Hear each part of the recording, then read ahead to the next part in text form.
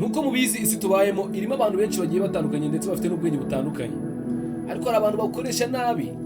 Benshi muri bo bakabukoresha mu mayeri atandukanye kugira ngo babone ibyo bashaka binyuze mu gushuka abandi. Boshya abantu bababwira ibyo bashaka kumva cyangwa se babereka ibyo bashaka kubona, ariko byose biba bigamije kugira ngo bite ku nyungu zabo bwite. Uyu munsi tugiye kurebera hamwe amayeri icumi akunda gukoreshwa n'abantu bagiye batandukanye kugira ngo bate abandi mu moshya. Hanyuma yaho turaza kurebera hamwe n'icyo wakora kugira ngo ubashe kuba wakirinda ayo mayeri. Igihe bakubwiye ko hari ikintu runaka kigiye kuba, ugahita ubavumbura ko hari amayeri. Kumenya rero entertainment, wakoze subscribe, ukanlike, share na comment kugira ngo ibiganiro nk'ibi bitazabigucika kandi ibiganiro tugira tumenyeramo ibintu bigiye bitandukanye mu buzima bwa buri munsi. Iyeri rya mbere rikunda gukoreshwa rero n'abantu bagiye batandukanye kugira ngo bate abandi mu dutego cyangwa se babashe kuba babakuraho utwabo, bakoresha amagambo aryoshye cyane. Iri rya mbere ni ugukoresha amagambo aryoshye cyane. Hari abantu babwira abandi amagambo yuje uburyohe, amacenga ndetse n'ibinyoma byinshi cyane cyane mu rukundo cyangwa se muri business.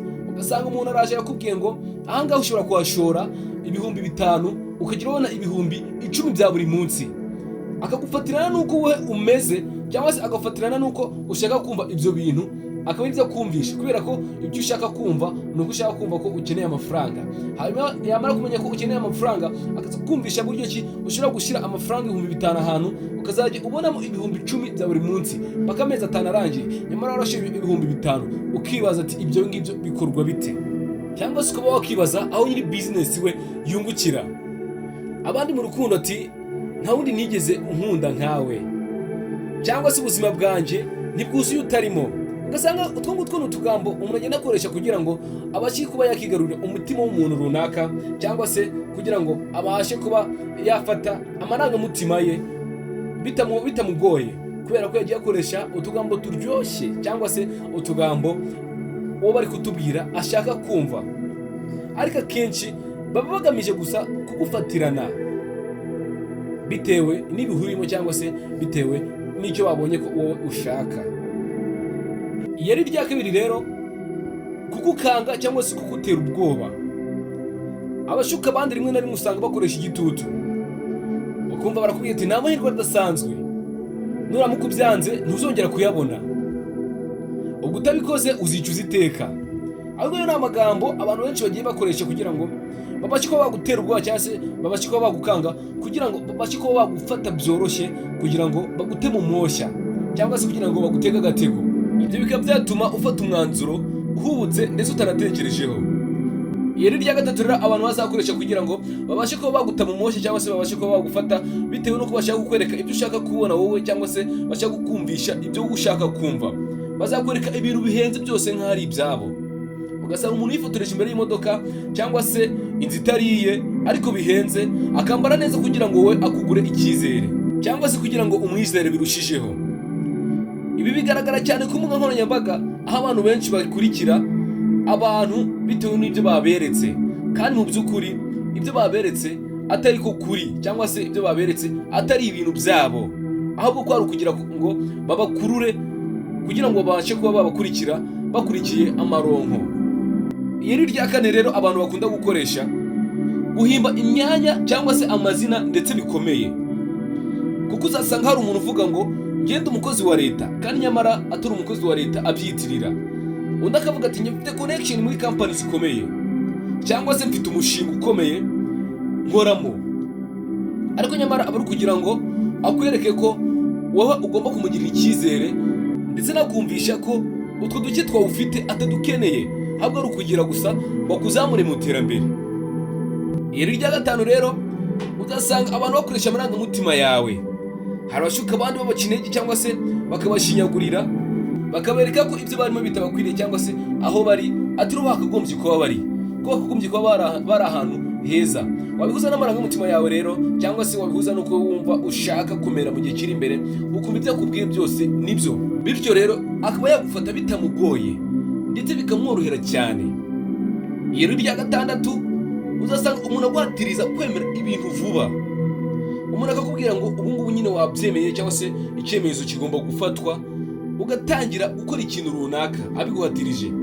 Ubaye ubyemeye turakora, cyangwa se niba utabyemeye uzaze ejo twongere dutangire cyangwa se tuganire kugira ngo ubashe kubyemera, akakwima umwanya wawe wo kwitekerezaho, ndetse akanakubwira ngo ndabizi neza, uri umuntu ukuze, uri umuntu usobanutse, uri umuntu umeze gutya, uri umuntu umeze gutya, bikamera nkaho ari kuguhatiriza kugira ngo ubashe kuba wakwemera ibintu byo ashaka ko wowe wemera, nyamara ukabyemera utabyemeye, ahubwo ukabyemera bitewe n'uko utabonye umwanya wo kwitekerezaho cyangwa se utabonye umwanya wo gutekereza kuri ibyo bintu barimo barakubwira. Iri rya karindwi uzasanga abantu bakoresha ni ugukoresha amafaranga nk'ikimenyetso cy'urukundo cyangwa se cy'ubucuti. Hari abantu batanga utuntu dukeya bakadutanga nk'aho ari impano y'urukundo cyangwa se ari impano isanzwe, ariko nyuma bakazagutega umutego w'amafaranga runaka yo gukiza ibintu cyangwa se kugufasha kuzamuka. Ubwo ngubwo nabwo bukaba nk'uburyo bwo kwinjira mu buzima bwawe ndetse no kumenya weakness zawe, nyamara ukagira ngo ni urukundo cyangwa se ni ibindi, ariko ari uko bashaka kukwinjirira kugira ngo babashe kuba bagushuka, bakagushukisha amafaranga nk'ikimenyetso cy'urukundo cyangwa se nk'aho ari ubucuti busanzwe.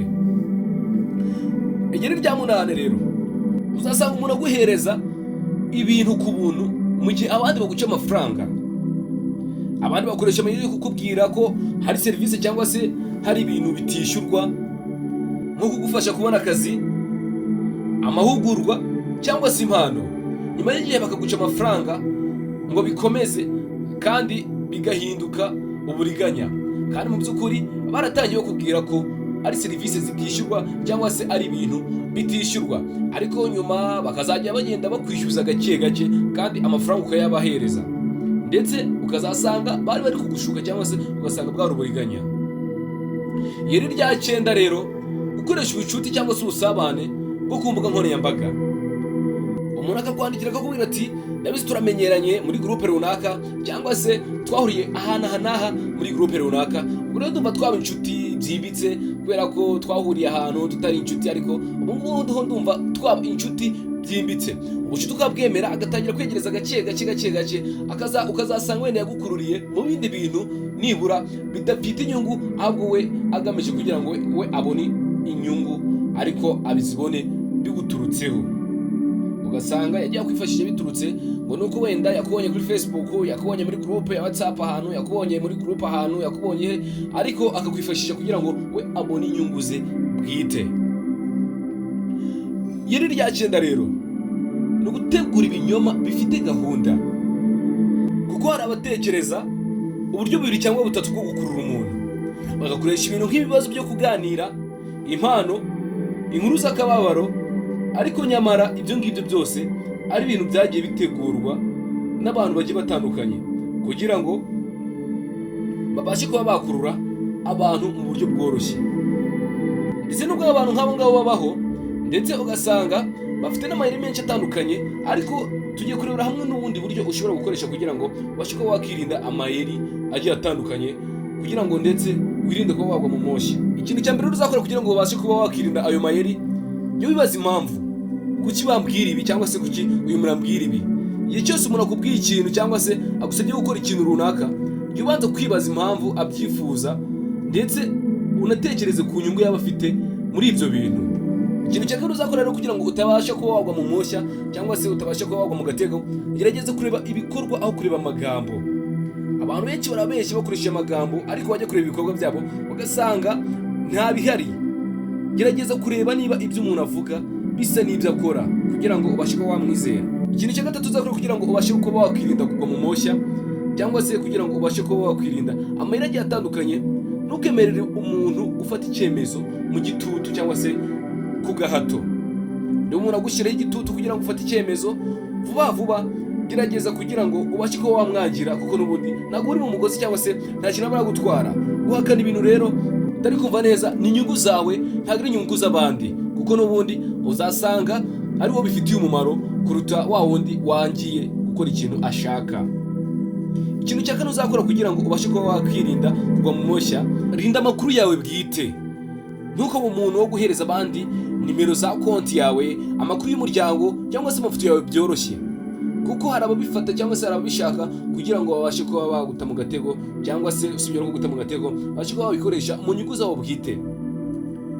Ikintu cya gatanu uzakora, saba inama ku bantu bizewe cyangwa se ku bantu wowe wizeye. iyo ubona ibintu bisa nkaho bidasa neza cyangwa se bidasanzwe, saba inama. Hari igihe ijambo rimwe na rimwe ry'inshuti yawe cyangwa se uwo mubana kenshi cyangwa se uwo mubonana cyane rikurinda icyago kinini, aho kugira ngo ubashe kuba wakigira inama bigatuma ugwa mu moshya. Ikintu cya gatandatu uzakora, iyizere. Wowe ubwawe wumve ko ufite agaciro. Umuntu ntakwiye kugira igikoresho ngo ni uko wowe wumva ukeneye amahirwe. Hoya, kuko si umuntu ugomba kubikwizeza, ahubwo uzabanza ubyizere wowe ubwawe ndetse wumve ko unizeye wifitiye n'icyizere. Rero icyo ugomba kumenya ni iki? Bavuze ko umuntu ashobora gushukwa rimwe ariko atakagombye gushukwa kabiri. Umunyarwanda niwe yabivuze neza, aravuga ngo nta mugabo ugomba gukebo kabiri. Ariko burya amayeri agenda ahinduka, ariko intego